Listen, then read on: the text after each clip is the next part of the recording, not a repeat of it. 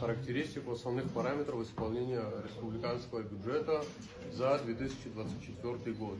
Итоги исполнения республиканского бюджета за отчетный период основываются на отчетных данных, представленных администраторами доходов, распорядителями и получателями средств бюджета, а также администраторами источников финансирования доходов республиканского бюджета. Доходы республиканского бюджета за 2024 год, они основаны на прогнозных значениях налоговых и неналоговых доходов, а также финансово-безвозмездных поступлений. Средства финансовой помощи из Российской Федерации в отчетном периоде распределялись по следующим направлениям. Это финансовая помощь на цели социально-экономического развития и финансовая помощь на осуществление бюджетных инвестиций. Итого, по завершению финансового года, отчетного периода, исполнение республиканского бюджета по доходам составило 11,6 миллиардов рублей, что составляет 92,2% от уточненных показателей, планируемых на соответствующий период. По налоговым и неналоговым доходам поступление составило 7,5 миллиардов рублей.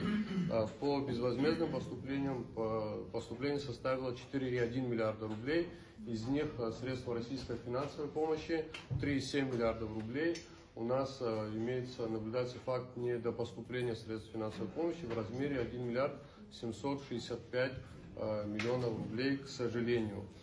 При этом важно отметить такой достаточно значительный устойчивый рост исполнения показателей по собственным доходам.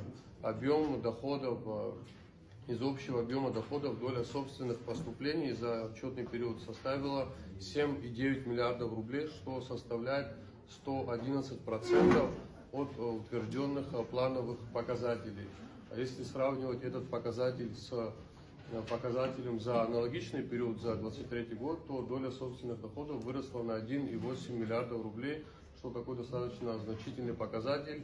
И хочу отметить, что вот эта динамика повышения доли собственных доходов, она наблюдается на протяжении ряда лет и, в принципе, была заложена и нашла свое отражение и в проекте бюджета, в бюджете на 2025 год.